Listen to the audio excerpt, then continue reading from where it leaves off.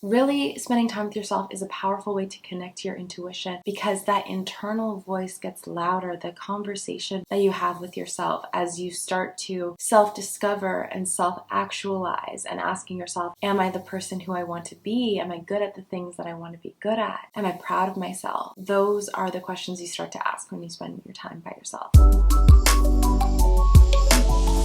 So spend time by yourself, getting to know who you are. One of the realizations I had in my life was I love people so much, so I love to spend so much time getting to know them, asking them, where are you from? What's your favorite thing to do? What are your goals? Those kinds of things. And I realized I spend so much energy getting to know other people, and I don't always give that energy to myself. That prompted me to stop for a second and just ask myself, who am I? What do I like to do? How do I explain myself? Am I happy with that? Am I happy with how I explain myself? If I look back on my life, am I excited about the life that I led while I was here? Because as far as we know, we only get one. I like to believe that we come back in different forms, but why wait till the next one to see if maybe we do it or not, right? Get in touch with your emotions. Start to really recognize the feelings that are happening in your body and become more aware of it, because your intuition works with you and speaks to you through frequency. And how we have conscious awareness of our frequency is through our emotions. So while you're sitting there right now listening to me, ask yourself, how do I feel right now? What is the feeling that's going on in my body? Do I feel completely calm, as I should, as someone who's looking at my laptop or my phone? Or do I feel a little tense or panicked? And why is it that I feel that way? Do I feel happy? Do I feel sad? Is this what I should be doing right now? Should I spend my time doing something else? One of the things that I recognized in my life, when I meet someone new, I ask them so many questions. How are you? Who are you? What do you like to do? What are your goals? I really like to get to know people on a deep level, who they really are. And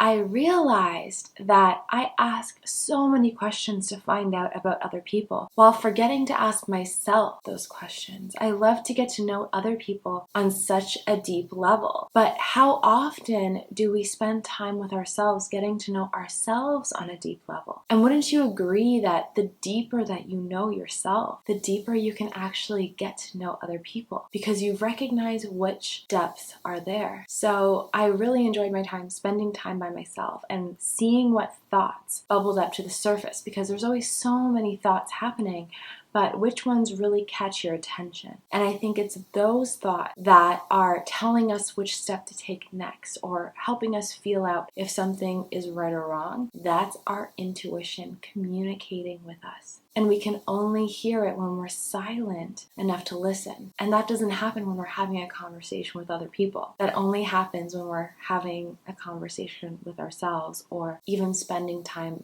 by ourselves in silence. My second tip is to become aware of your emotions. While you're sitting there, next time you get in your car or drive to work or you're walking to meet a friend, I want you to pause and take 1 second and ask yourself, what feelings are happening right now in my body? Am I really aware? Am I feeling happy to go see this person? Am I feeling anxious about a conversation that's going to come up? Or even worse, am I feeling anxious and I don't know why? Tapping into our emotions spells out for us what our intuition is trying to tell us. Our intuition won't always communicate with us in words. So often, what we receive as messages comes through in emotions instead of words. And we know as energetic beings that everything is operating on a frequency. Our emotions are conscious awareness of what frequency we are on. So if you're wondering, what is my frequency right now? Am I at 500 at the level of love? Am I at 100?